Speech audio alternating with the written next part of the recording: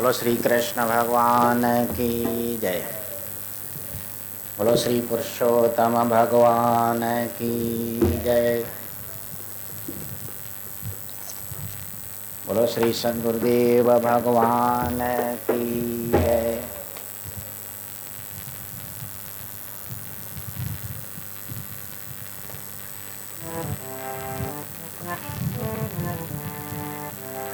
दीन दर्द दुख भंजना घट घट नाथ नाथ,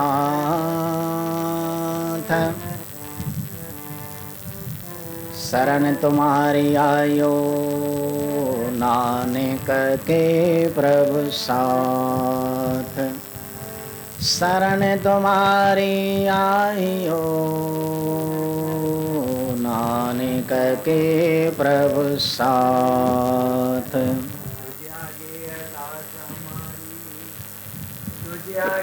अरदास हमारी जिय पिंड सब तेरा, कहना सब कोई नाम कहना सब तेरी वजाई, कोई नाम। श्री राम जय जय राम, श्री राम जय जय राम, श्री राम जय जय राम, श्री राम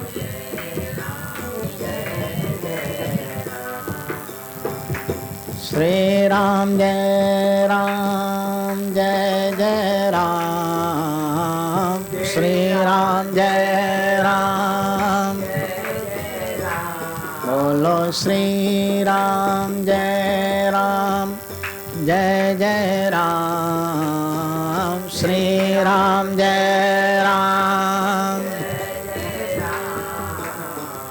श्री राम जय जय राम, श्री राम जय श्री राम जय जय राम, श्री राम जय श्री राम जय जय राम, श्री राम जय बोलो श्री राम जय जय राम,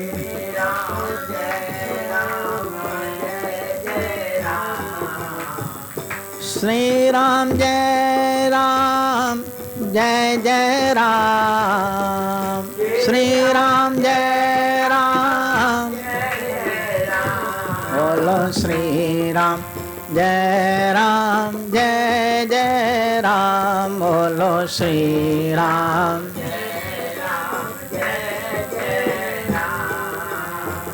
श्री राम जय जय राम, श्री राम जय बोलो श्री राम जय जय राम, बोलो श्री राम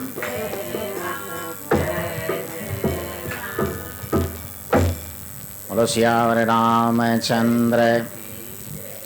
ओम पूर्णमदं पूर्णात् पूर्णमुदच्यते पूर्णस्य पूर्णमादाय पूर्णमेवावशिष्यते। ओम शांति शांति शांति। सर्व साथ संगत सभी मिलकर बोलेंगे हरिओम। यह सायंकालीन समय पवित्र पावन पुरुषोत्तम माह के अवसर में यह बेला सायंकालीन समय की भगवत नाम चिंतन सत्संग के लिए सत उपयोग कारक है। जिसमें साधु संतों ने यही प्रेरणा दी है कि इस समय कुछ भगवत नाम चिंतन या चर्चा करनी चाहिए, जिसके उपलक्ष्य में यह गीता प्रेस का मासिक पत्रिका कल्याण नामक, जिसके कुछ आख्यान आप सुन रहे हैं कई दिनों से। काल इसमें आपने राम कथा के श्रवण का उद्देश्य सुना। राम कथा के सुनने से तुलसीदास जी कहते हैं विश्राम नहीं अपितु परम विश्राम की प्राप्ति होती है।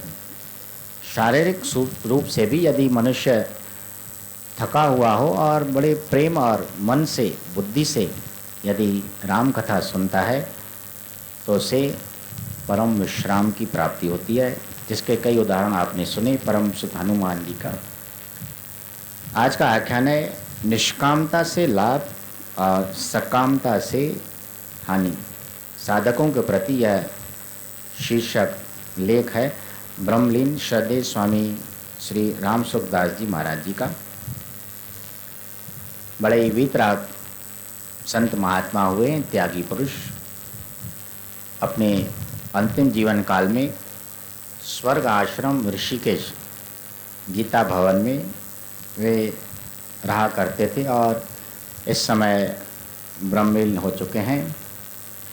उनके कई सत्संग के रूप में वचन और लेख छपा करते हैं इस पत्रिका में।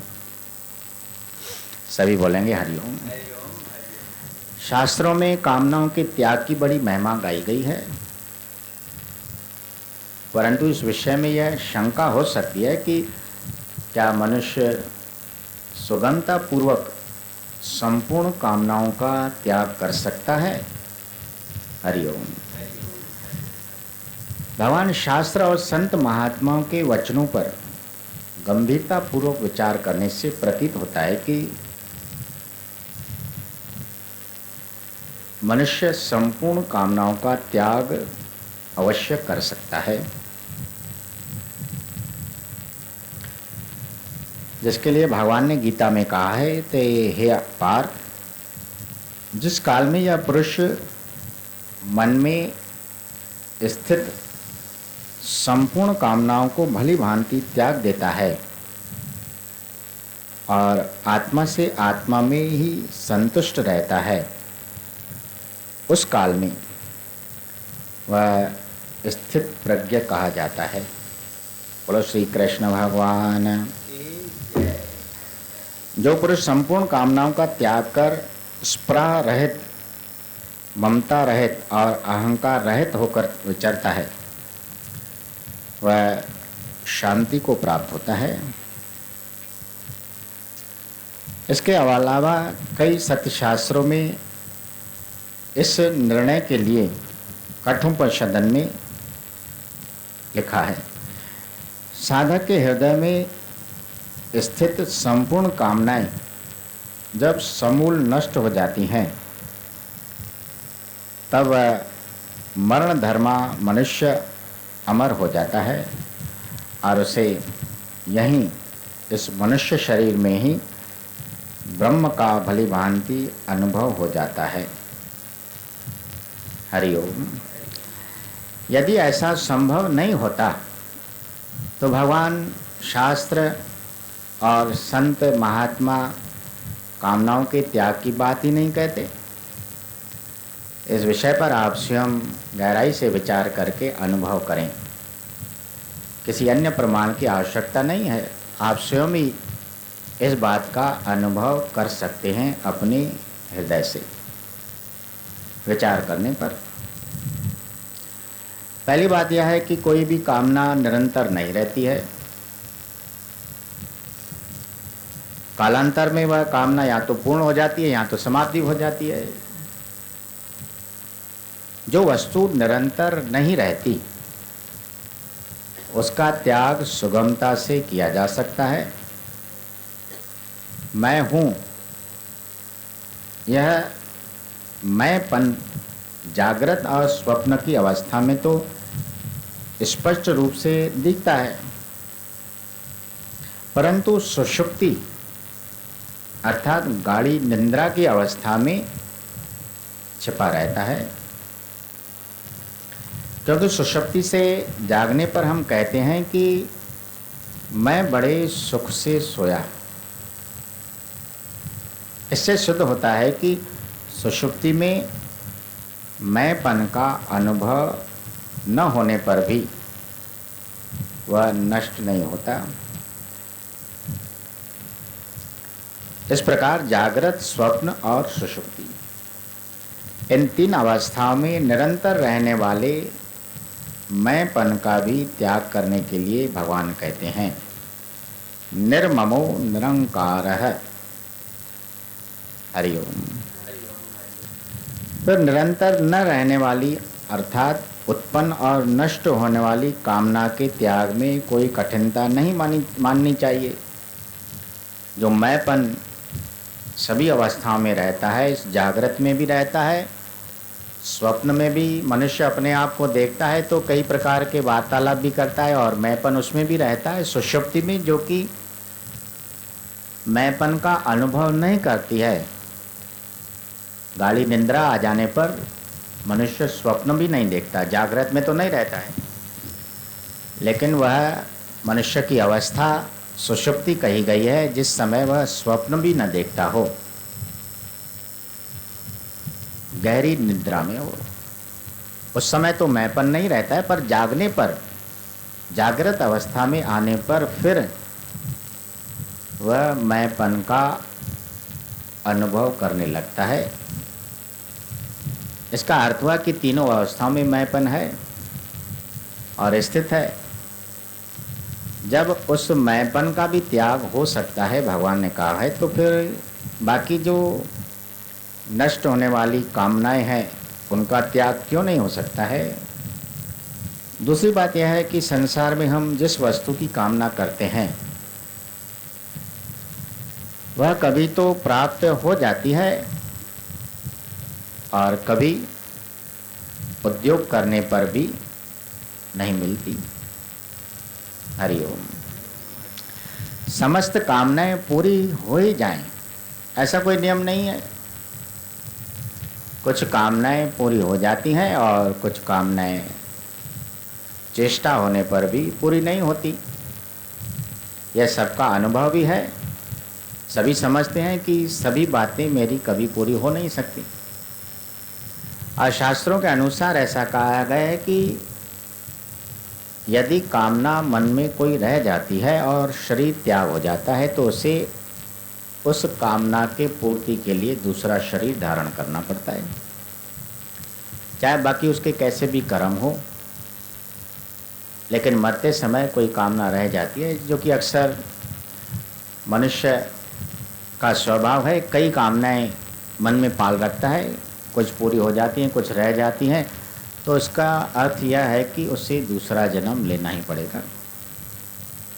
इसलिए भगवान ने गीता में कहा कि कामनाओं को त्याग कर उसी समय तुम्हें मुक्ति प्राप्त हो जाएगी, ब्रह्म का स्वरूप हो जाओगे। हरिओम। यदि पदार्थों की प्राप्ति में कामना ही हेतु हो तो सबकी कामनाएं पूरी होनी चाहिए, परंतु ऐसा होता नहीं है। अतः कामना की पूर्ति में कामना हेतु नहीं है, कामना की पूर्ति में हेतु है हमारे पुराने कर्मों का फल जो मिलने वाला रहता है। हम कामना करें या न करें, हमें पूर्व जन्म के पूर्व कर्मों का जो फल मिलना है उससे हमारी कामना पूरी हो जाती है, पदार्थ मिल जाते हैं। यदि हम कामना उस पदार्थ के लिए न भी करें तो भी मिल जाती हैं। कई वस्तुएं ऐसी हैं जो बिना चाहने के भी मिल जाती हैं। भक्त पुरुष यदि अपने भाव व्यक्त करे तो यही कह सकता है कि भाई भगवान तो मुझे बिना कुछ मांगे ही दे देते हैं। क्यों ऐसा कहा जाता है? सभी बोलेंगे हरिओम। भगवान से तो मैं कुछ मांगने की आवश्यकता ही नहीं समझता हूँ, वे स्वयं देखते हैं। जैसे माता पिता अपने बालक के लिए स्वयं ही उसकी सुख सुविधाओं के लिए सभी पदार्थ एकत्रित करते हैं। बालक मांगता कुछ नहीं है, मात्र रोना होते आता है तो उसे रोने वक्त ऐसा समझा जाता है कि इसे भूख लगी है, उसे दूध पिलाया जाता है, दूध की मांग कर रहा है, उसे भूख लगी है। लेकिन कई ऐसे पदार्थ जैसे खिलौने हैं, स्वयं ही रिश्तेदार उनके लिए, बालकों के प्रसन्नता के लिए एकत्रित कर देते हैं बिना मांगे ही। उसी तरह मनुष्य को भी सभी पदार्थ अपने कर्मों फल से अपने आप मिलने वाले हैं, उसके लिए हमें कामना करने की आवश्यकता है नहीं। कामना करने से हम बंधन में बंध जाते हैं। कामना करने से हमारा पूर्व जन्म, आगे वाले जन्म के लिए हम बंध जाते हैं। सभी बोलेंगे हरिओम। इसलिए कहा गया कि यदि हमें कोई पदार्थ प्राप्त होता है, हमारी कामना कहीं पूरी होती है, तो उसमें कारण हमारी कामना नहीं है, बल्कि पूर्व जन्म के कर्मों का फल है, जो कि हमें अवश्य मिलना ही है, हम चाहें या न चाहें। जैसे रोग होना, घाटा लग जाना, घर में किसी की मृत्यु हो जाना, निंदा अपमान हो जाना आदि के लिए कोई कामना नहीं करता। कोई चाहता है कि हमारे सगे संबंधी मर जाएं, किसी की मृत्यु हो जाए, या कोई चाहता है कि मुझे कोई रोग लग जाए। फिर क्यों आते हैं वो? यदि हमारे प्राप्त पदार्थों में हमारी कामना हेतु होती तो बिना कामना के हमें रोग क्यों लग जाता है? बिना हमारे चाहने से सगे संबंधियों की मृत्यु क्यों हो जाती है? बिना चाहने के हमारा निंदा अपमान क्यों हो जाता है, घाटा हो जाता है? इसके लिए हमें कामना नहीं करनी पड़ती है, परंतु फिर भी वे हो जाते हैं। विचार करना चाहिए कि हम जब रोग से मुक्त होने की कामना करते हैं तो क्या हम स्वस्थ हो जाते हैं? हरिओम। तात्पर्य यह है कि रोग की कामना किए बिना भी रोग आता है, और कोई कामना किए बिना भी निरोगता ही रहता है, निरोगता में ही रहता है। ऐसे ही घाटा लगने की कामना किए बिना भी घाटा लग जाता है, नुकसान हो जाता है, और बिना कोई विशेष कामना किए भी मनुष्य को मुनाफा हो जाता है।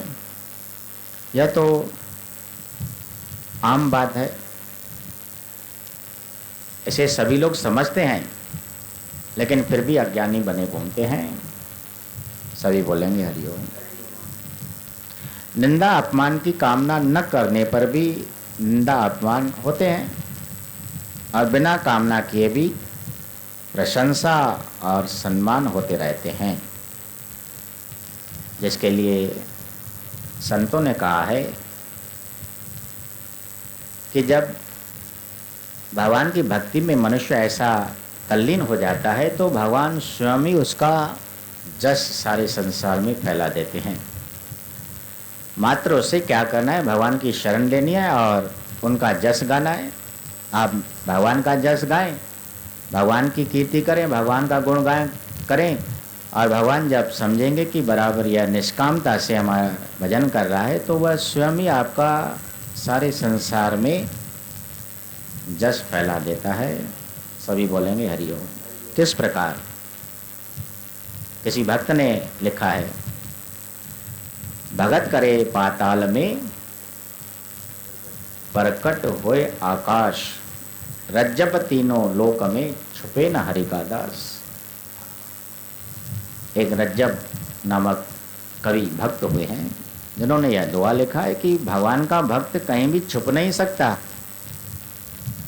जैसे पान खाने से मुंह की लालाई कभी नहीं छुप पाती है, खांसी को हम कभी छुपा नहीं सकते, कितनों भी खांसी को दबाने का यत्न करें, प्रयत्न करें, जैसे खांसी है वह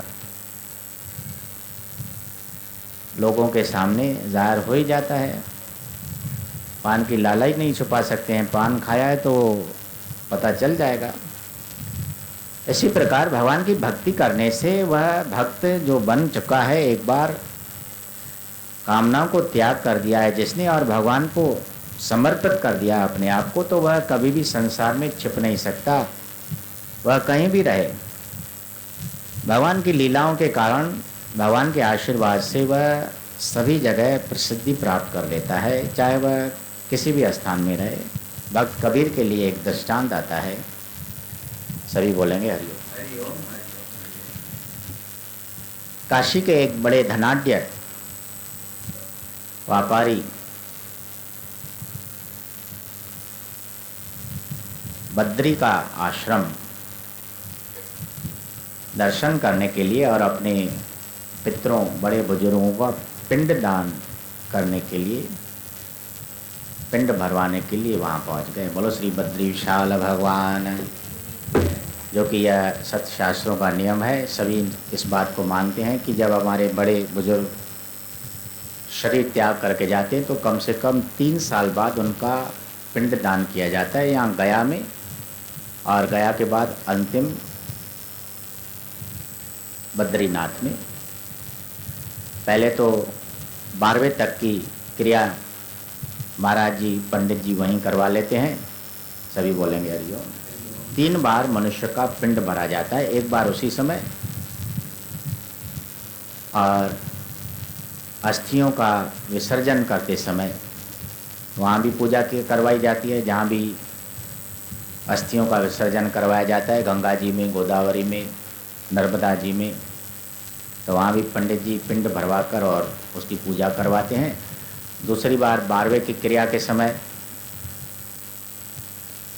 फिर पंडित जी ब्राह्मण उनसे उस प्राणी की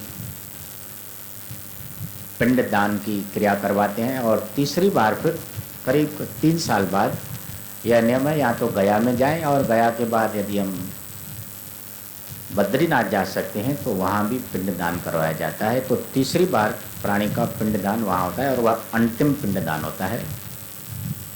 सभी बोलेंगे हरिओम। ये सेठ शाहूकार वहाँ पहुँच गए, महाराज जी के पास पहुँच गए। महाराज जी हमारे बड़े बुजुर्गों का पिंडदान करवाइए। तो वहाँ बही खाते रखे रहते हैं उनके पास, पिंडों के पास जो पिंडदान करवाते हैं, सबके पते और नाम लिखा करते हैं कि आप किसके पुत्र हैं, किसके पौत्र हैं, सभी नाम उनके यहाँ दर्ज होते हैं बही खातों में। तो सेठ जी से पूछा, महाराज जी आप कहाँ से आए हैं, पता लिखवाइए। उस शाहूकार ने जब अपना पता बताया कि मैं फलाना सेठ हूँ और काशी से आया हूँ, बस काशी मात्र का शब्द सुनकर वह ब्राह्मण पिंडा सेठ जी की ओर देखकर कहने लगा, ओ यह उसी काशी से आप आए हैं जहाँ कबीर जी रहते हैं। हरिओम। शेर शाहूकार महाराज जी के उस वाक्य को सुनकर आश्चर्यचकित हो गया।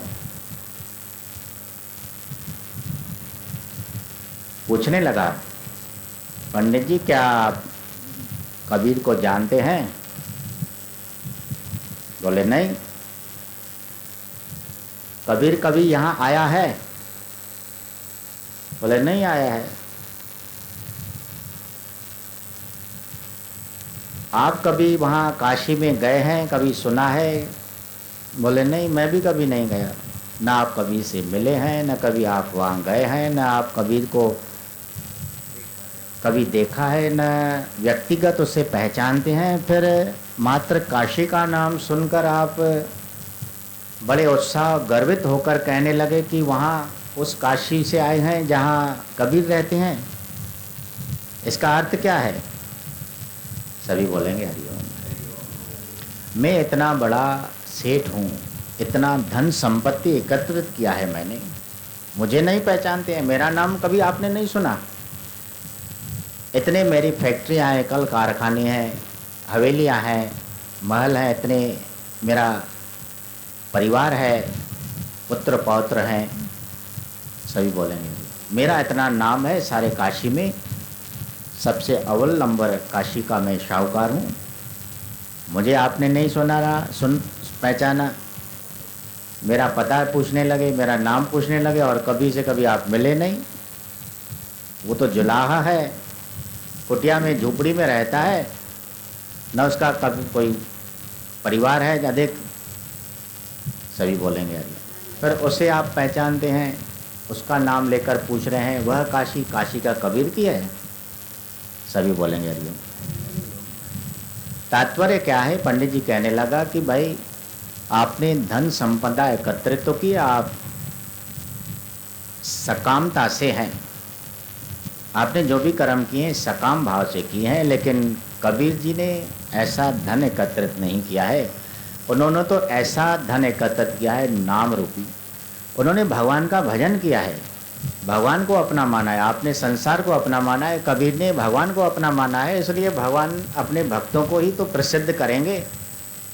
कोई उन्हें पहचाने या न पहचाने, कोई उनसे मिला हो या न मिला हो, भगवान का भक्त है तो वो सारे संसार में अपने आप ही सुयश को प्राप्त होता है,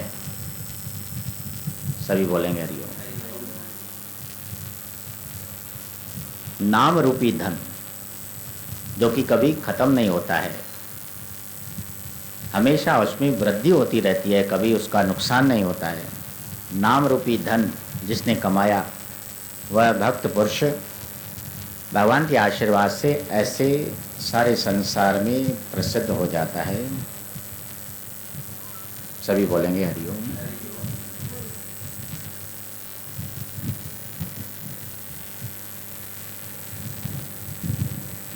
इसका कारण यह है कि ये सब पूर्वकृत कर्मों के ही फल हैं, कामनाओं के नहीं। तात्पर्य यह हुआ कि जो होने वाला है वह तो होकर ही रहेगा, और जो नहीं होने वाला है वह कभी नहीं होगा, चाहे उसकी कामना करें या न करें। यह सोचना चाहिए कि यदि कोई कामना पूरी हो जाती है तो उसके बाद हमारी क्या स्थिति होती है। मान लें कि किसी के मन में यह कामना पैदा हुई कि मुझे 100 रुपये मिल जाए, इसके पहले उसके मन में 100 रुपये पाने की कामना नहीं थी, हरिओम। अतः अनुभव से यह सिद्ध होता है कि कामना उत्पन्न होती है। जब तक 100 रुपये की कामना उत्पन्न नहीं हुई थी तब तक निष्कामता की स्थिति थी, उसमें कोई कामना नहीं थी, तो उसे क्या कहा जाएगा? तो ये तो निष्काम है। लेकिन जैसे ही 100 रुपये पाने की कामना प्रकट हो गई, उत्पन्न हो गई, तो वो निष्कामता खत्म हो गई, वह सकाम हो गया। उद्योग करने पर भी जब 100 रुपये मिल जाते हैं तब 100 रुपये में संतोष नहीं होता, नई कामना पैदा हो जाती है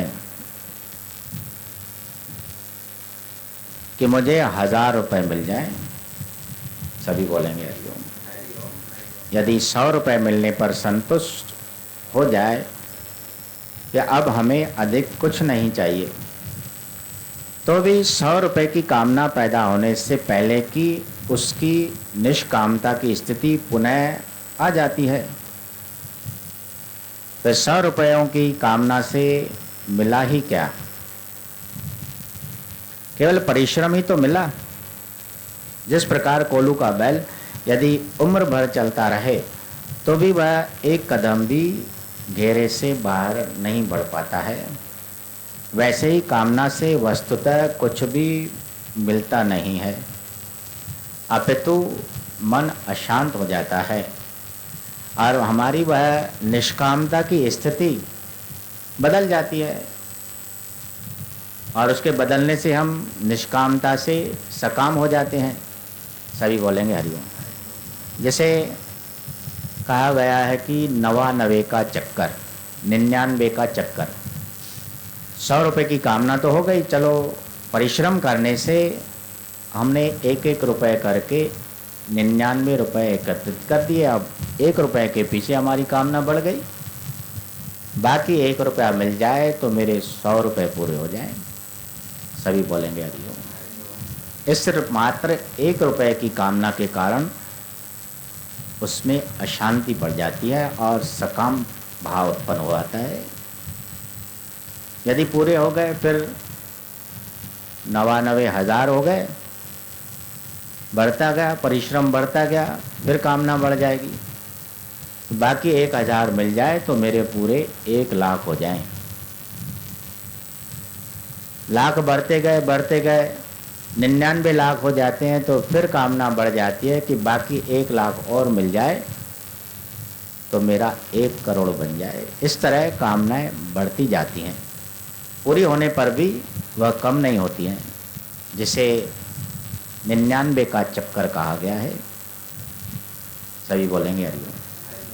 जो कि ऐसा चक्कर है जिससे आदमी छूट नहीं पाता है, पार नहीं हो पाता है।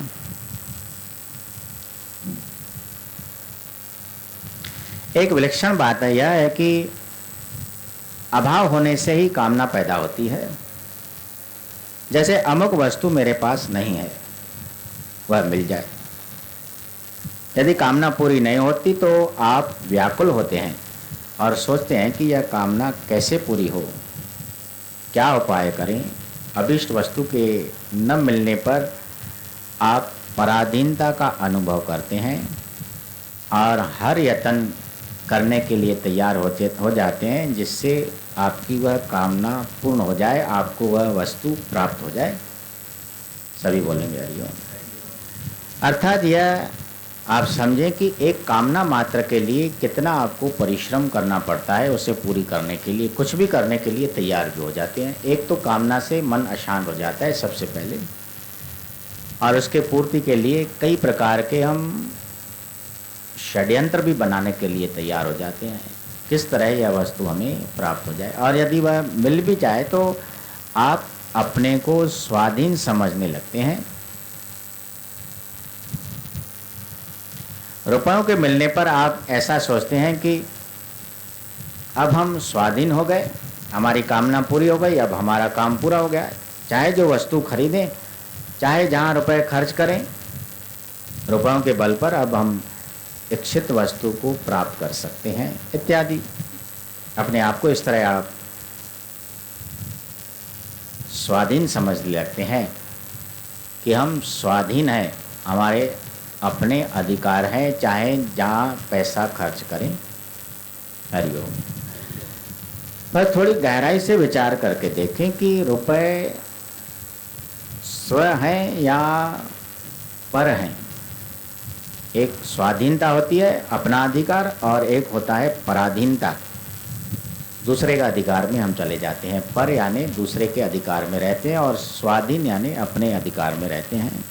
अब यह बताएं कि रुपए जिससे प्राप्त होने पर आप अपने आप को स्वाधीन समझने लगे हैं, तो रुपए स्व हैं या पर हैं। हरिओम। अर्थात आप स्वरूपतया रुपए ही हैं या आप रुपयों से भिन्न हैं। रुपयों को आप कमाते हैं, इसलिए वे आपसे भिन्न अर्थात पर ही हैं। अतः उन रुपयों के अधीन होने से आप पराधीन तो हुए। जो पराधीनता वस्तु के अभाव में कामना के कारण रहती है, वही पराधीनता वस्तु के मिलने पर भी रहती है। अर्थात रुपए पर हुए क्योंकि आप उन्हें कमाते हैं।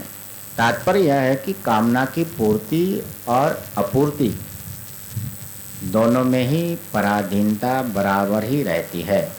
यदि हम गहराई से इस पर विचार करें तो हमें पराधीनता ही सामने दिखाई देगी। जब तक मन में कामना है तब तक पराधीनता है। कामना के नहीं होने से हम स्वाधीन हो जाते हैं। सभी बोलेंगे हरिओम। चाह गई चिंता मिटी, मनुआ बेपरवाह, जिसको कछु न चाहिए सो है शाहन का शाह। बिना कामना के ही हम राजा हैं। यदि कामना है मन में और सभी सुख प्राप्त हैं, संसार का सारा धन हमारे पास है, फिर भी हम राजा ही नहीं पा सकते हैं। राजा बनकर नहीं बैठ सकते क्योंकि चिंता लगी रहेगी। धन कमाने के बाद उसकी खर्च करने की, उसके गुम होने की, उसका चोरी होने का सदैव हमें चिंता लगी रहेगी। तो बेपरवाह कैसे बन सकते हैं जब हम कामना को छोड़ देंगे। एक महात्मा बैठे थे, कोई राजा, वहाँ राजा की सवारी निकलने लगी। सभी बोलेंगे हरिओम। प्राय जैसे साधु संत महात्मा फक्कड़ लोग पेड़ के नीचे बैठे रहते हैं, जिनके पास कुछ होता ही नहीं, जो मिल गया खा लिया और नहीं मिला तो हरि भजन। राजा की सवारी वहां से गुजर रही थी। राजा ने दृष्टि उस तरफ की तो संत को ऐसे बेपरवाह स्थिति में देखा। उसका कुछ प्रभाव राजा पर पड़ा। सवारी को रुकवाकर रथ से नीचे उतर आया, महात्मा जी को प्रणाम किया। महात्मा जी उठ बैठे और राजा जी कैसा हाल चाल है। राजा ने कहा, महात्मा जी आप यहाँ बैठे हैं? हाँ भाई बैठे हैं, भगवान का भजन कर रहे हैं। कुछ आपके पास कुटिया कुछ नहीं है? सभी बोलेंगे हरिओम। चलिए हमारे राज्य में हमारी सेवा स्वीकार करिए। कैसी सेवा? भाई घर बना देंगे आपको। घर से क्या होगा भाई, आराम से वहाँ रहेंगे। फिर घर की देखभाल, उसके लिए आपको एक विवाह योग्य स्त्री दिलवा देंगे, आपका विवाह करवा देंगे, पत्नी दिलवा देंगे। वह आपको भोजन बना के खिलाएगी, आपका विवाह हो जाएगा। भाई विवाह होने के बाद क्या करेंगे? आपके बच्चे होंगे, बच्चों की पालना वो भी हमारी तरफ से, राज्य की तरफ से हमारी जवाबदारी। आपके बच्चे बढ़ेंगे, पलेंगे, पढ़ेंगे, लिखेंगे। चलो ये भी हो गया, उसके बाद करें क्या करें? सभी बोलेंगे हरिओम। राजा ने कहा, भाई उसके बाद क्या करना है? सब आपका जीवन सफलता चलता रहेगा और उसके बाद क्या करना है? उसके बाद आप बड़े आराम से बैठकर आराम करना। घर हो गया, शादी हो गई, बच्चे हो गए, बच्चे अपने पैर पर खड़े हो गए, पालना पोषण उनका हो गया राज्य की तरफ से। उसके बाद आप आराम से बैठे रहना। महात्मा ने कहा, राजन ये तुम कैसी बातें कर रहे हो? किस आराम की बात कर रहे हो? जिस आराम के लिए हमें इतना समय तुम्हारे पराधीन रहना होगा, और इतने समय बाद कम से कम इस बात के लिए तो हमें 50 वर्ष तो लग जाएंगे। राजा बोले, हाँ ये तो इतना समय तो लग जाएगा। संत कहने लगा, जिस विश्राम की बात 50 साल बाद की आप कर रहे हैं, उस विश्राम को तो हम अभी कर रहे हैं। सभी बोलेंगे हरिओम। इतना फिर परपंच उठाने की क्या आवश्यकता है? हम तो अभी भी उसी श्राम में बैठे हुए हैं, हमें तो अभी भी कोई चिंता नहीं है। तो हम इतना परिश्रम क्यों करने लगेंगे? कहने का तात्पर्य है कि जो कामना से रिक्त है वह उसी समय बेपरवाह हो जाता है। राजा दंग रह गए। बोलो श्री ब्रह्मदेव भगवान। अच्छा मारे आसन आसन सरी होते आते होते होते होते आसान। बोलो श्री सद्गुरुदेव भगवान की। जिसको कछु न चाहिए सो शाहन के शाह। कामना नहीं होने पर मनुष्य शाहों का भी शाह, शहंशाह, राजाओं का राजा बन जाता है। कामना के रहते हुए मनुष्य के पास चाहे कितने ही रुपए आदि पदार्थ हों, परंतु वह गुलामी रहेगा। कामना से रहित ही राजाओं का भी राजा और महाराजा बन जाता है। इसलिए हमें निष्कामता से अपना जीवन व्यतीत करना चाहिए। जो हमारे लेख में है वो तो हमें प्राप्त होने वाला ही है, और जो हमारे लेख में नहीं है उसकी कितनी भी हम कामना करें, इच्छाएं करें, तो वह हमें प्राप्त होने वाला नहीं है। और यह एक लाभ हो सकता है निष्कामता से, कि हम निष्काम बने रहेंगे। इसी के साथ यह परम श्रद्धेय श्री राम श्री सुखदास जी के आख्यान की समाप्ति हो रही है। बोलो श्री कृष्ण भगवान। कल का शीर्षक है, प्रवचन के रूप में हम सुनाएंगे, हमारा दुख कैसे दूर हो। बोल गुरु नानक देव, बोलो राजा रामचंद्र की। बुधायो कुछ महाराज, बुधायो कुछ प्रवचन। बैठा है आरती क्यों, भजन क्यों चवंदा तव्हां कुछ ॿुधायो। अचो पोइ वेहो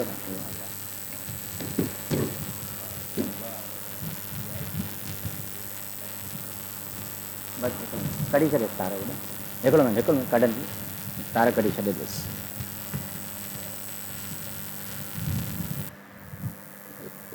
लैपटॉप मां करे बस छॾे ॾियोसि हुते।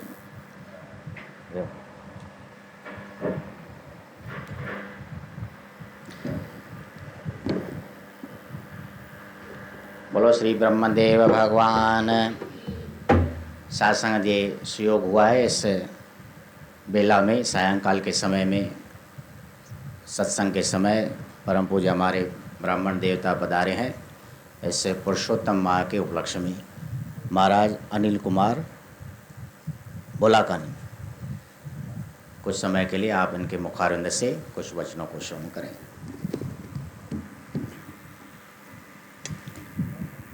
ओम गराननं भूतगणाधिसेवितं कविस्तजम्बूफलचारुभक्षणम् उमासुतं शोकविनाशकारकं नमामि विघ्नेश्वरपादपङ्कजं। विघ्नेश्वराय वरदाय सुरप्रियाय लम्बोदराय सकलाय जगद्दिताय नागाननाय श्रुतियज्ञविभूषिताय गौरीसुताय गणनाथ नमो नमस्ते। अखण्डमण्डलाकारं व्याप्तं येन चराचरं तत्पदं दर्शितं येन तस्मै श्रीगुरवे नमः। ध्यानमूलं गुरुमूर्ति, पूजामूलं गुरुपदं, मन्त्रमूलं गुरुवाक्य, मोक्षमूलं गुरुकृपा। गुरुर्सत्यं गुरुर्शास्त्रं गुरुर्वेदो गुरुर्गति, गुरुदेव महस्सर्व तस्मै श्री गुरवे नमः। जय हरे राम, जय जय श्री कृष्ण।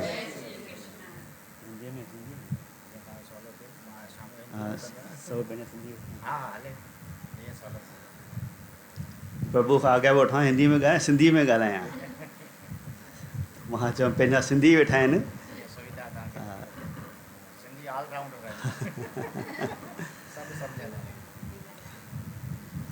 शास्त्र चवनि था, यम यम चिंतयते कामम तम तम प्राप्नोति निश्चितम। जेको जेको तव्हां सोचियो था उहो ई तव्हांखे प्राप्त थींदो, ॿियो कुझु तव्हांखे प्राप्त थींदो ई न। त पुरुषोत्तम हले थो, 2 मिंट भॻवान जो सुमरण कयो।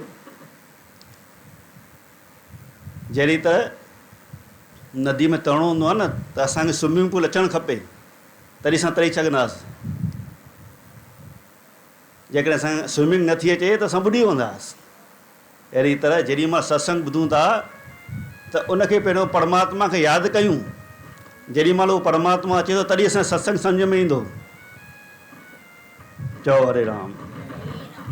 श्री राम जय जय राम, श्री राम जय जय राम, श्री राम जय जय राम, श्री राम श्री राम जय जय राम,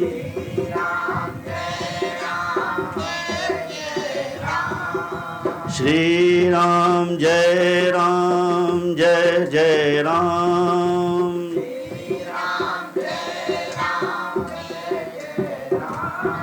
श्री राम जय जय राम,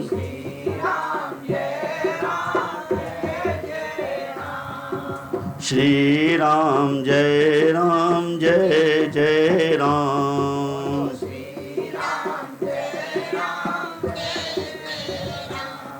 चओ हरे राम। तव्हांजा 2 मिंट वठंदासीं। त शास्त्र में हे जेको महीनो हले थो उनखे चवनि था मल मास। ऐं मल छाखे चइबो आहे? गंदगीअ खे। वरी चवनि था पुरुषोत्तम मास, वरी चवनि था अधिक मास। त इहो ठहियो कीअं? परमात्मा जहिड़ी तरह नक्षत्र थींदा आहिनि, समय थींदो आहे, काल थींदो आहे, सेकंड, मिंट, कलाक, उनखां पोइ ॾींहुं, हफ़्तो, महीनो ऐं साल। त हे जेको काल चक्र आहे उहो समय ते ठहियलु आहे सॼो। जहिड़ी तरह हिकु हफ़्तो थिए थो, महीनो थिए थो, साल थिए थो, कंहिंसां समय सां थो थिए। जीअं जीअं समय फिरे थो तीअं तीअं काल चक्र फिरे थो। उनखां पोइ असां सभु ठाहिया आहिनि, पंहिंजा ॾींहं ठाहिया आहिनि, हफ़्ता ठाहिया आहिनि, महीना ठाहिया आहिनि, कलाक ठाहिया आहिनि, साल ठाहिया आहिनि। त जेॾी महिल गणना कई वई त 30 साल खां पोइ हिकिड़ो महीनो वधी वियो। हाणे जेॾी महिल हिकिड़ो महीनो वधी वियो त शास्त्र चवनि था त उनजी अधिष्ठात्री दुर्गा माता आहे। हाणे उहा दुर्गा देवी जेको आहे उन जेको आहे अधिक मास जी उहा माता आहे। उहा जेतिरे 12 महीना थींदा आहिनि न, उन में हिकिड़ो जेको महीनो वधी वियो, 12 महीने जो देवताऊं थींदा आहिनि, गणेश थींदो आहे, देवी थींदी आहे। त हीअ जेकी देवी आहे उहो घुमणु लॻी, उनखे कोई स्वीकार न पियो करे। त जेॾी महिल घुमणु लॻी, स्वीकार न पियो करे, हर कोई हिनखे धिकारे पियो, असां ॾे न अचु, असां तोखे स्वीकार न कंदासीं। त इहे रोअणु लॻी त नारद मुनि चएसि थो देवी छा आहे, कहिड़ी तकलीफ़ आहे? चई भाई मां हिन युग में वधी वई आहियां, मूंखे कोई स्वीकार नथो करे। चएसि तूं चिंतन न कर, तूं परमात्मा श्री कृष्ण भॻवान चरण में वञी वञ, तुंहिंजो सभु दुख दूर कंदो उहो। त शास्त्र में चवनि था जेॾी महिल उहा देवी वृंदावन में वई त भॻवान एतिरो जेको शक्ति हुई उहो सही न सघी त भॻवान जे पोयां वञी वेही रही। जेॾी महिल पोयां वञी वेठसि त प्रभु जेॾी महिल उथियो त रोअण आवाज़ पियो अचे। जेॾी महिल रोअण आवाज़ अचियो, जेॾी महिल पोयां ॾिठी त चई उहा देवी वेठी आहे। अरे देवी भई छो थी रोए, छा कहिड़ी तकलीफ़ आहे? चईंसि भाई मां अधिक मास जी देवी आहियां, मूंखे कोई बि स्वीकार नथो करे। चईसि तूं चिंतन न कर, टेंशन न कर, अॼु खां वठी करे। उन शास्त्र में लिखियलु आहे उहा जेकी इहे परमात्मा श्री कृष्ण भॻवान सां विवाह कयो। चई अॼु खां तूं मुंहिंजी स्त्री आहीं, जीअं मूंखे माण्हू पूॼनि था मुंहिंजी शक्ति तो में हली वेंदा। त चएसि थो मूं में कहिड़ी विशेषता थींदी महीने में? चएसि थो तुंहिंजे में हिकु विशेषता नहीं, 1000 विशेषताऊं आहिनि तो में। हाणे ध्यानु ॾिजो, शास्त्र में लिखियलु आहे हिन महीने में हिकु पुञ करणु 1000 फल मिलंदो अथव। यादि कजो, ॿियनि महीननि में 100 गुणा फल मिलंदो अथव, हिन महीने में 1000 गुणा फल मिलंदो आहे। पर हिकिड़ी ॿी बि ॻाल्हि अथव जेकी घटि ॼणे ख़बर हूंदी आहे त जेको पाप कयूं था हुनजो 1000 गुणा पाप जो फल मिलंदो अथव। चओ हरे राम, चओ जय श्री कृष्ण। तंहिंजे करे हिन खे परमात्मा पंहिंजो नालो ॾिनो पुरुषोत्तमी। भई तुंहिंजो पुरुषोत्तम जो नालो थींदो, तुम्हें सिर्फ़ु हिन महीने में सुठा ई सुठा कर्म थींदा, धर्म जा, दान जा, पुण्य जा। त मां तव्हांखे छा चयो, यम यम चिंते ते कामम तम तम प्राप्नोति निश्चितम। अरे तव्हां सत्संग में 10 मिंट वियो, अधु कलाक वियो, कलाक वियो, जेसि ताईं तव्हां वियो था तेसि ताईं तव्हांखे कलयुग कुझु बि न कंदो,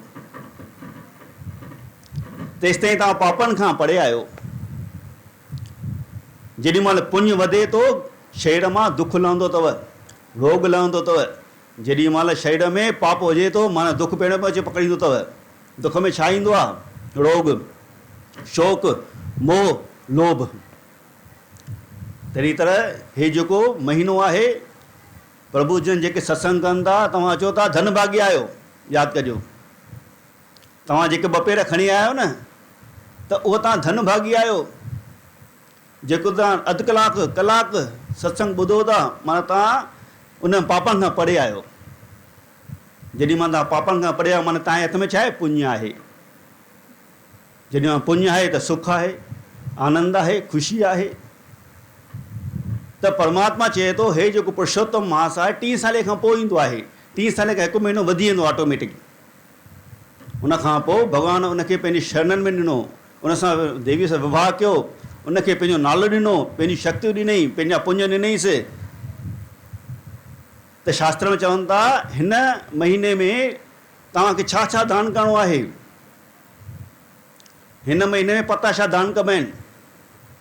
हिन महीने में दीप दान कबो आहे, कपान दान कयो, घी दान कयो, ॾीओ दान कयो ऐं मालपुहा।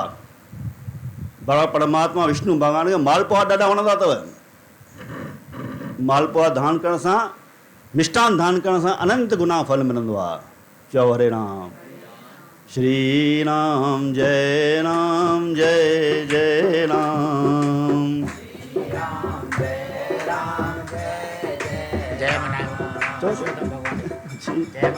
बोल पुरुषोत्तम भगवान की जय। आरती करे बैठो इते ही। ओम जय श्री पुरुषोत्तम स्वामी, जय श्री पुरुषोत्तम। जेको सिक सां तोखे मनाए, जेको सिक सां तोखे पाए पद उत्तम। ओम जय श्री पुरुषोत्तम। शरदा साण जो सारो महीनो, विरत रखी करे कम। दया धरे पुरुषोत्तम पंहिंजी,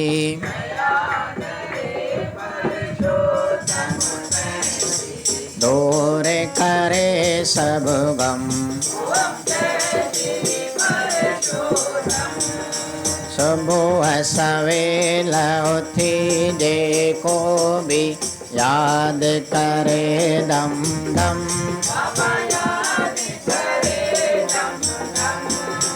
उन घर लक्ष्मी पाण अचे थी,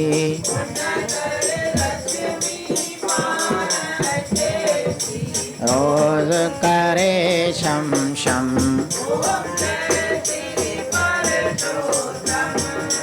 मंदिर में वञी कथा ॿुधे जो, त्यागे भोलो भरम।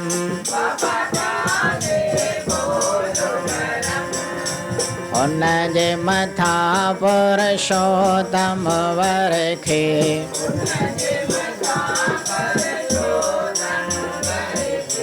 महर मया रिम जिम।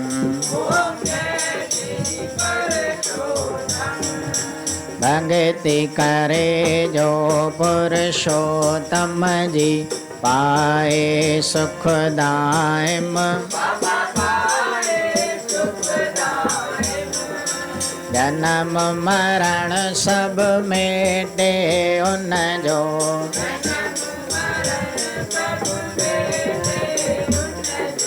नालो करे कायम।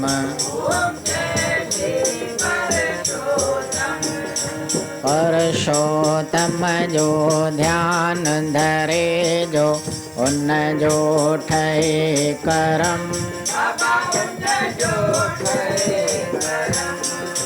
आदि अंत में रहे सदाई,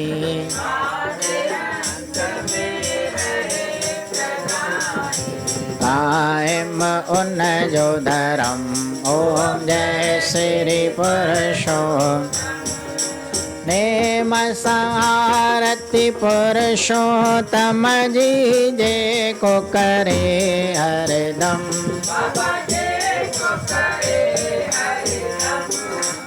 उन जो दासी सफलो थींदो,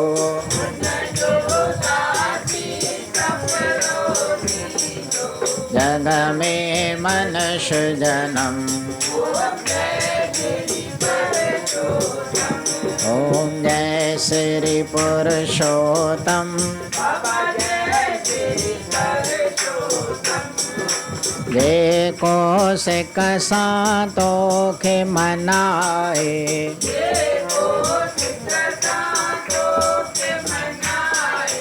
पाए पद उत्तम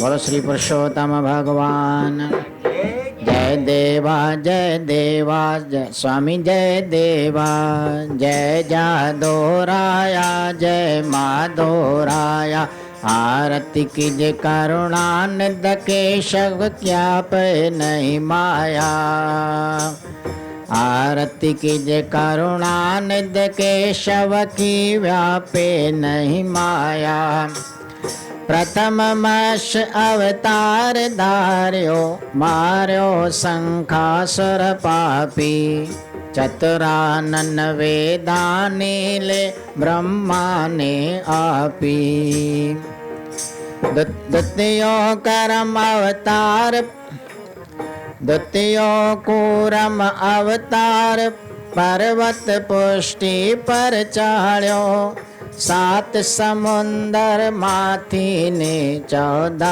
रतन निकलायो तृतीयो हरनाक्ष अक्षरयो दंतो पृथ्वी नो पापी दादा अग्रल आयो आराहने स्तर थापी चतुरथ हरनाकस्वर पायो तुठे ब्रह्मा जी को तू भूप नाखो करके बिदार्यो नरसिंगानी रूप पांचवा ब्रह्मा वर्यो भूप पंचम ब्रह्मा वर्यो भूप देखो सुर सरधि देखे सुर धरनी कंपे वामन रूप धर्यो बलि छल्यो पयानी जपनी छठवा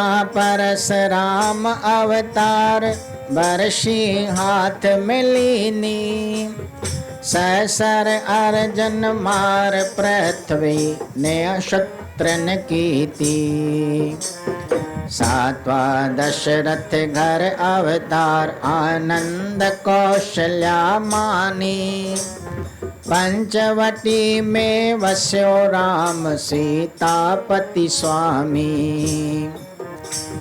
आठवा मथुरा में अवतार गोविंद गोकुल गोचारी राखी गोप ग्वाल सम कृष्ण गोवर्धन धारी नौमो बुद्ध अवतार भार पृथ्वी पर बढ़ियो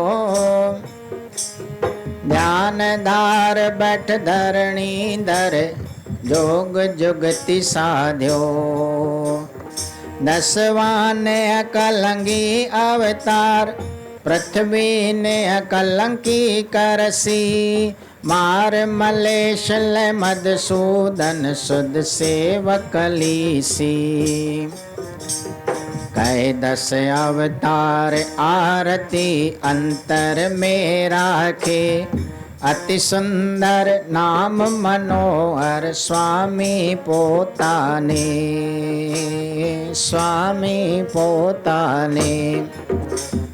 जय देवा स्वामी जय देवा जय जादोराया जय माधोराया आरती की जय करुणानिध केशव की व्यापे नहीं माया व्यापे नहीं गोपाल तेरा आरता दयाल तेरा आरता जो जन तुम्हारी भगत करन के तिनके का सवारता चाल सीधा मांगोगी हमरा खुशी करे नित जियो बनिया साजन तारा नादम दो तो सीता गो बेसन गोल्ला साजन त्रिचंगेरी बाबा घर की अंचंगी तेरा धनिया लेवे मंगी गोपाल तेरा आरता ओ दयाल तेरा बाबा संगन की धन घंटन की धन फूलन की धन खापड़ खावे आरती कोट करे पर सुंदर पे कबुरंदर ते बल जावे दानो दप दप बालम गुंडम मस्त गुलावे ओत गुलाल देव गुली बल देवन के कुल मंगल ओत गुलाल देव कुली बल देवन के कुल मंगल। श्री चंद प्रताप के देवन बड़ो प्रताप दीन लोक जय जय करे बाबा हरे नाम द्वारा सगल